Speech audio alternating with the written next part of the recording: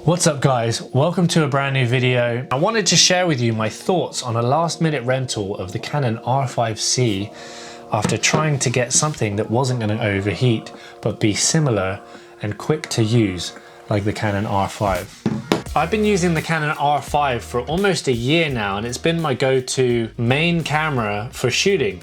Some of the other stuff I shoot on the G9, which is what I'm using right now, and I've been using the GH5 at times and GoPros and stuff like that. But the big problem with the Canon R5, which you probably already know by now if you're watching this video, is that it overheats like crazy whenever you're filming 120 FPS, 4K HQ, or when you're filming in 8K RAW.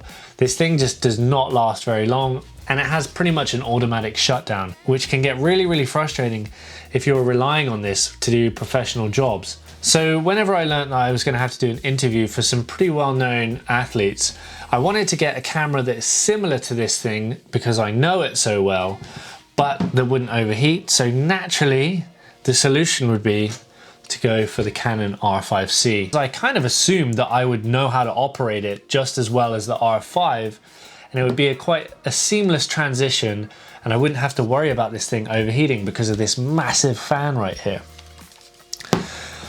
But that was definitely a mistake. So when I picked this thing up, it was literally an hour before I had to go and shoot, and I jumped straight into setup on location. Now, the person that I was filming was there and ready to go, so there wasn't really much time to set this thing up. I guess because this R5C fits into their cinema range, they've changed the menus to kind of match that.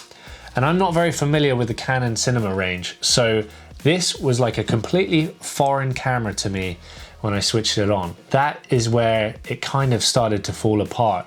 It was set to 50 frames per second and I needed to change it to 25, and when there are people waiting on you, it's quite embarrassing and quite nerve-wracking to try and figure this all out super quickly, which is not something you want to do when you're paid to do an interview job.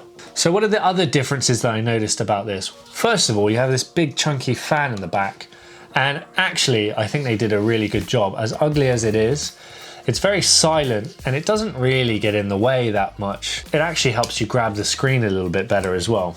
But because it has this fan and it uses the same batteries, you definitely notice how quickly this thing eats through batteries. With the rental company that I rented this with, they gave me one Canon battery and the rest were third-party batteries. They went from 100% to 0 in like 5 minutes, which is super embarrassing.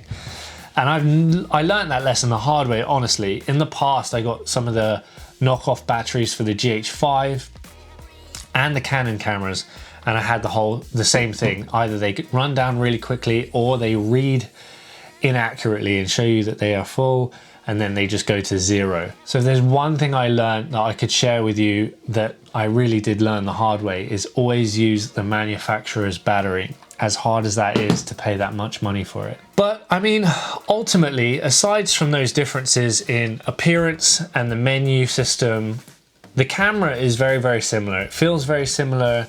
The picture quality is very similar. The picture profiles are similar, and the button layout is virtually the same. So if you are looking to get a second camera or move from the R5 to the R5C, I think ultimately it's a great choice and you will get used to the menu system. But just be forewarned, don't pick this thing up and expect that it's going to operate exactly the same as this when you only have an hour until your shoot, because it will bite you. That's pretty much all I have to say about the R5. Thanks for watching this. If you like this video, please subscribe, do all the things, the thumbs up and all that, leave a comment, ask me any questions that you want. Anyway, thanks for watching, and I'll see you in the next one.